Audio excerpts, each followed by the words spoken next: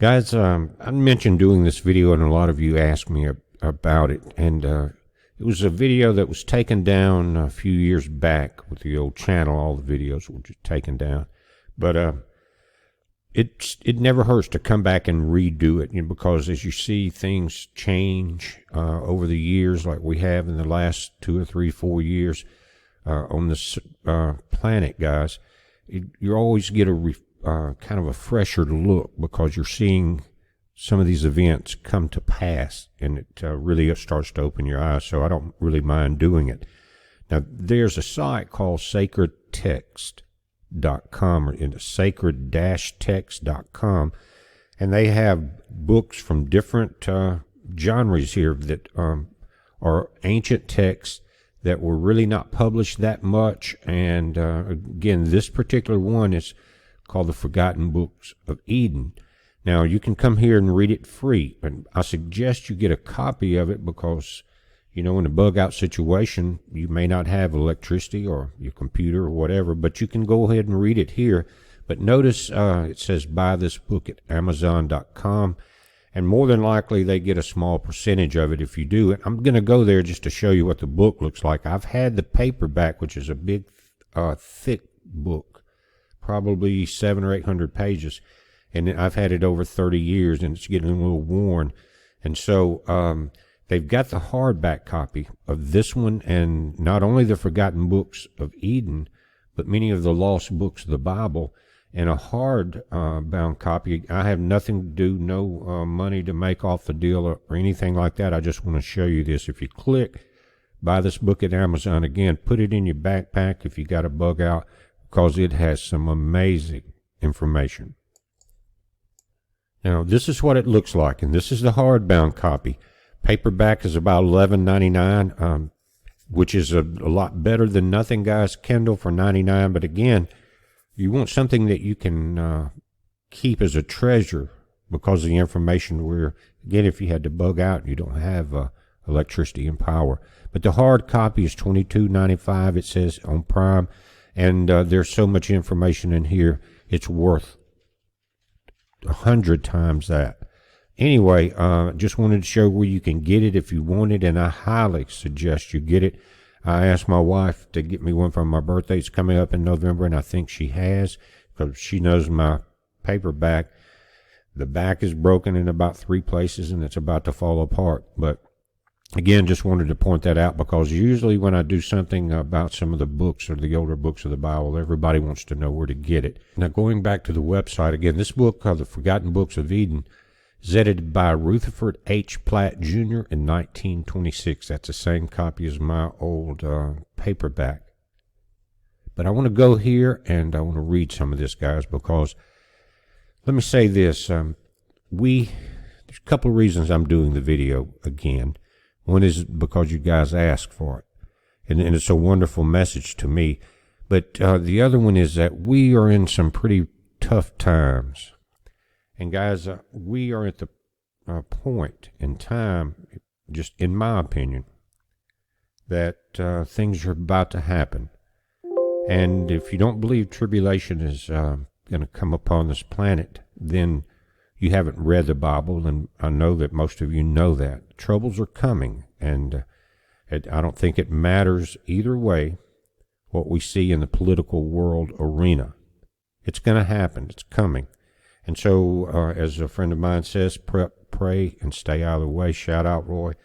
That stay out of the way is, there's going to be a wave of chaos, a tsunami of chaos and trouble, that if you can avoid it, because that's going to happen. But I could report on news, politics until I'm blue in the face, or complain about it. So can anybody else. But right now we're at the point where it's not going to help. What will help is the understanding of what's happening biblically, and we're talking about events that have been prophesied and then end up coming to pass in the book of Revelation. But as you've heard it said many times, if you don't understand the beginning, you're not going to have a clue of the end, because we're talking about Satan in both places. So you got to understand the beginning, how it started, and what Adam and Eve went through. Now, as this book starts, they've already been through Genesis 3 with the temptation and the beguiling or the seducing of Eve. We talked about it in the video last night. And now comes the point to where they're being kicked out of the garden. And let's read this. And as I scroll down, before I start, let me just say this, guys. You've got the first book of Adam and Eve, second book of Adam and Eve. That's just 2 books in this in the total book that we're talking about. You got the book of the Secrets of Enoch, the Psalms of Solomon, on down the line, Maccabees, 12 patriarchs, Reuben, Simeon, Levi, Judah, the testaments of the tribes, of the leaders of the tribes, all the way down to Benjamin. Very, like I said, it's a very thick book, but it is full of knowledge. And as in the preface of the book, it talked about there's questions that you've had as you read the Bible and were taught the Bible in Sunday school or by your parents or whatever, that you had that there was really no way to answer them because you had heard the whole story or that portion of the story. And this book does not go against it at all. It just fills in a tremendous amount of gaps. Anyway, it's a loaded book of information. We're going to go through and try to get it in 3 or 4 or 5 videos, both the first book of Adam and Eve and the second. But this first book is amazing. Let's take a look at it. And let me also say this. There's so many things I think if you open your eyes and ears and pay attention to this and just listen and let it flow, you're going to start to see things come together and then go back and read it for yourself. And you don't have to wait on my updates. I think what happened in the several years ago when we did this, I did the same thing, you know, didn't want the video to go too long, go 2 or 3 chapters. And then everybody went and read ahead, and so you were kind of, as I went through it, then on the next video, you were a step ahead because you'd already had time to digest the information, if you understand what I'm saying, and study for yourself. But it goes on to on the 3rd day, God planted the garden in the east of the earth, on the border of the world eastward, beyond which towards the sun rising one finds nothing but water that encompasses the whole world and reaches unto the borders of heaven. And to the north of the garden there's a sea of wafer, clear and pure to the taste. This is mentioned in Revelation, like unto nothing else, so that through the clearness thereof one may look into the depths of the earth. Now, this gets really interesting because what we're dealing with on the 3rd day, remember what we talked about last night, and Peter talked about it, was that a day with the Lord is 1,000 years to man. So listen as we go through this. It says, and when a man washes himself in that clear sea, he becomes clean of the cleanness thereof, and white of its whiteness, even if he were dark, washed in the blood of the Lamb. And God created that sea of his own good pleasure, for he knew that what would come of the man he should make. God knew what Satan would do. So he created Satan, so that after he had left the garden on account of his transgression, men should be born in the earth, from among whom righteous ones should die. We've seen it through history, whose souls God would raise at the last day. Listen to this, when they should return to their flesh. What? Think about that. Okay, if you died, when you return, many think you're going to be totally in the spiritual body. But you realize the angels have a body? And it is a spiritual body. It's a different body, but it is a highly brightened flesh at this point, because God created them during the creation of the planet. And each day, day 1 when he did this, and on the 3rd day when he started in the garden, then those were 1,000-year periods. He said they should bathe in that. He did not want that men should bathe in the water of that sea and all of them repent of their sins. Why? Because Adam and Eve were being cast out because they went against the word of God. And it's not easy to just walk in and wash the sins clean. You're going to go through some things in this lifetime. Every generation has. And you're going to see it coming now. But if you know the end of the game, you can really keep a positive attitude. And that that helps you keep a clear head.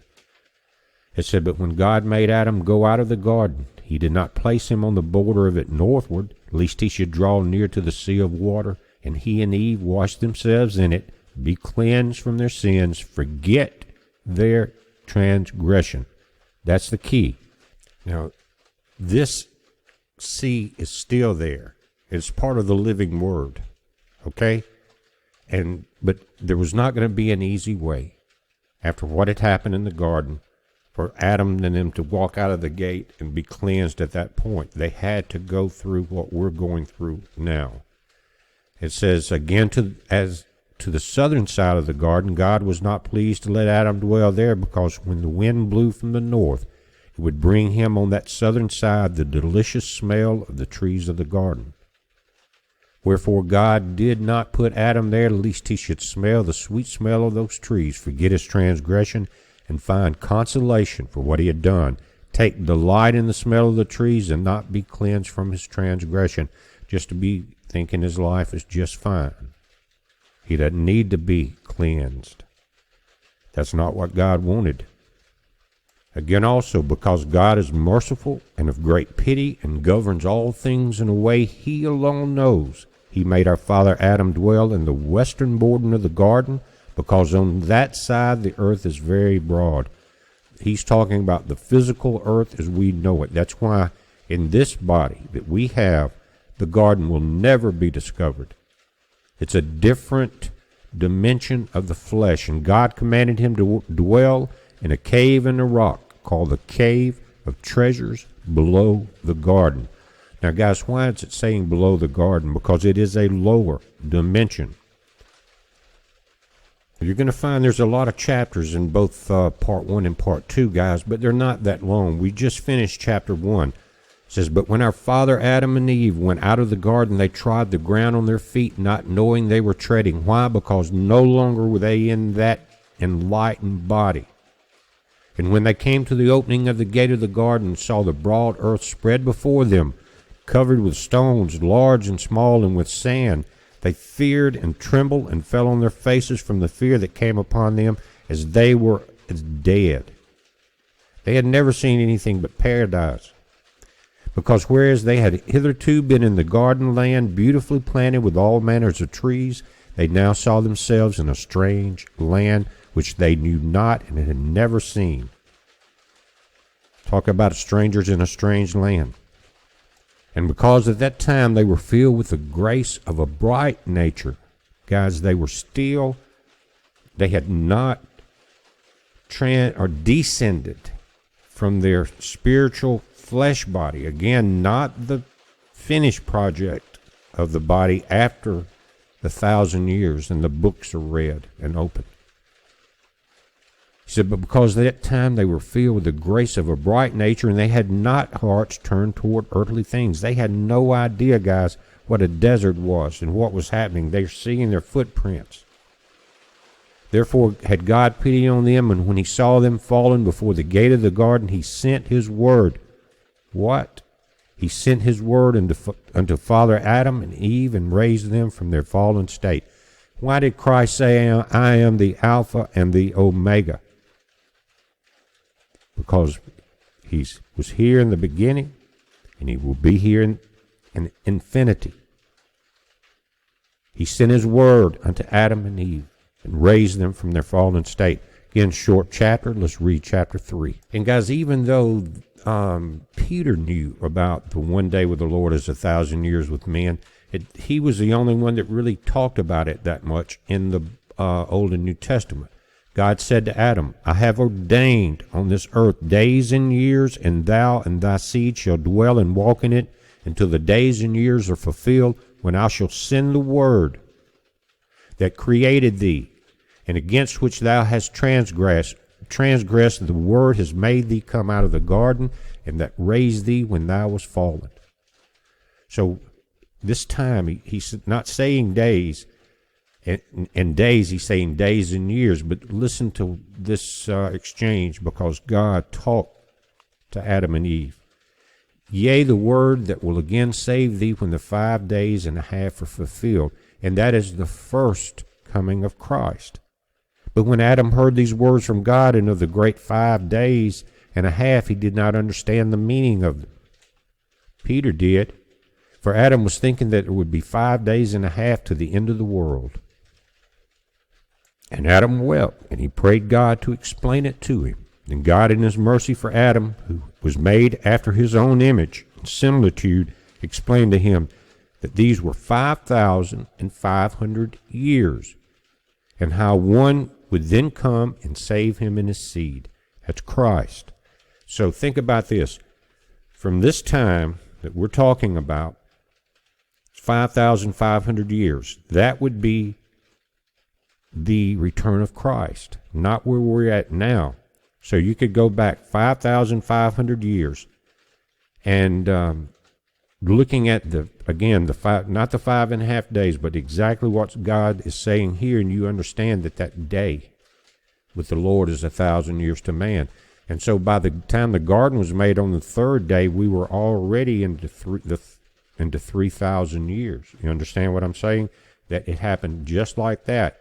So you can go in there and figure the math any way you want to get 13, 14,000 years, and look back in time and see the troubles that had come upon this planet. And remember, the first day, the earth was without form and void. It had become without form and void because of the first flood, not Noah's flood, because Noah's flood came after Adam and Eve. But there was destruction, so you can do your math. But again, this backs what Peter is saying. 5,500 years, and that would be at 1 BC, guys, right in that area, okay, or 1 AD, any way you want to put it. Then you can look at, you can do the math on parts of from Daniel to Revelation. But God had before that made this covenant with our father Adam in the same terms. They had talked about it. Ere he come out of the garden when he was by the tree whereof Eve took the fruit and gave it to him. He already knew the consequences.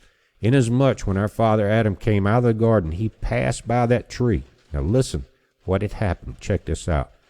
And he saw how God had then changed the appearance of it into another form, and how it had withered.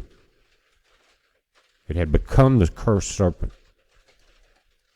And again, when Adam was by the gate of the garden and saw the cherub with a sword of flashing fire in his hand, and the cherub grew angry and frowned at him, both Adam and Eve became afraid, imagine, of him, and thought he meant to put them to death. So they fell on their faces and trembled with fear. But he had pity on them. Now this was a cherub, and showed them mercy, and turning from them went up to heaven and prayed unto the Lord, and said, Lord, thou didst send me to watch at the gate of the garden with a sword of fire. But when thy servants Adam and Eve saw me, they fell on their faces as were as dead. O my Lord, what shall we do to thy servants? Then God had pity on them and showed them mercy, and sent his angel to keep the garden. And the word of the Lord, this is not the cherub, the word of the Lord came unto Adam and Eve and raised them up. And the Lord said to Adam, I told thee at the end of 5 days and a half, I will send my word and save thee. He was fussing at him. Strengthen thy heart, therefore, and abide in the cave of treasures, of which I have before spoken to thee, the level below the garden.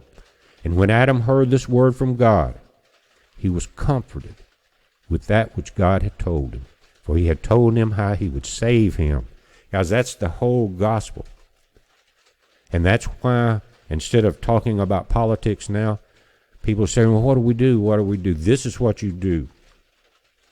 You learn to strengthen yourself in knowledge and forget about what's going to happen. You prepare for yourself and your family. Stay out of the way and study. While we're here, let's do chapter 4, guys. They're not that long, but they're so full of knowledge. But Adam and Eve wept for having come out of the garden, their first abode. Guys, I would be weeping too. They had it made, and they knew it. And indeed, when Adam looked at his flesh that was altered, what did he say? Again, here, when they're talking about flesh, and that's what I said in chapter 1, that coming back to the flesh after you were raised up. And indeed, when Adam looked at his flesh, it was altered, and he wept bitterly. So when you guys are come back, when we come back up for that 1,000 years of teaching, we're going to be in the flesh that Adam was, not in this altered flesh that has turned on him as he was cast out of that dimension into a physical shell that is always full of cracks. As they walked and went gently into the cave of treasures, even though they were weeping, they were obeying God. And as they came into it, Adam wept over himself and said to Eve, "Look at this cave that is to be our prison in this world and a place of punishment." What is it compared with the garden? What is its narrowness compared with the space of the other? What is this rock by the side of these groves? What is the gloom of this cavern compared with the light of the garden? Of course, it was nothing compared to that. Nothing compared to paradise. And that's what they were talking about. Paradise. Christ mentioned that on the cross. As you guys read on through this, you'll realize they were not just confined to the cave, but this was their shelter, and it was dark. What is this overhanging ledge of rock to shelter us compared with the mercy of the Lord that overshadowed us? Guys, it's hitting them in the face. So you just reverse this because they are getting to the state that man is in now. But we're about to go back after all those thousands of years into the new body. What is the soil of this cave compared with the garden land, this earth strewed with stones and that planted with delicious fruit trees? And Adam said to Eve, "Look at thine eyes and at mine, which afore beheld angels in heaven praising, and they too without ceasing." Do you understand? Their spiritual eyes. They could see the angels in heaven from the garden. So guys, again, people say they think they know where the Garden of Eden is. They have no clue. But now we do not see as we did. Our eyes have become of flesh. They cannot see it in like manner as they saw before. Their spiritual eye was closed. Adam said again to Eve, "What is our body today compared to what it was in former days when we dwelt in the garden?" After this, Adam did not like to enter the cave under the overhanging rock, nor would he ever have entered it. But he bowed to God's orders and said to himself, "Unless I enter the cave, I shall again be a transgressor." He was starting to learn. Now, guys, to end the video, I'm going to go up a couple of chapters and read 4 verses here just to encourage you to continue to read and study. But as I start the next video, I'm going to start exactly where I left off. But Adam and Eve continued to moan and groan and really panic and pass out and faint and try to fall off mountains and everything else. But God would always send the word and raise them back up because they had a mission to fulfill, and they had to go through it. There was no easy way out. And just a little further up, I'm going to read this. It says, "Of your own free will have you transgressed through your desire for divinity, greatness, and an exalted state, such as I have." You may hear the rain coming in, guys. "So that I deprived you of the bright nature in which you then were." That bright nature, guys, in that other body that you're going to return to during the 1,000-year millennium. That bright nature when Satan's locked up. Said again, let me repeat that. "So that I deprived you of the bright nature in which you then were, and I made you come out of the garden to this land rough and full of trouble." And isn't that true? Amen, God. "If only you had not transgressed my commandment and had kept my law, and had not eaten of the fruit of the tree near which I told you not to come." And there were fruit trees in the garden better than that. But the wicked Satan, who continued not in his first estate, neither did the fallen angels, nor kept his faith, in whom was no good intent towards me, and who, though I had created him, yet set me at naught, and sought the Godhead, so that I hurled him down from heaven. He it is who made the tree appear pleasant in your eyes until you ate of it by hearkening to him.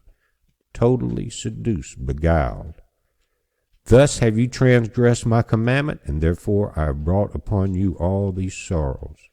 And everyone, I suggest reading through it a couple of times. He ends this particular chapter, and he says, "For I am God the Creator, who when I created my creatures did not intend to destroy them, but after they had sorely roused my anger, I punished them with grievous plagues until they repent.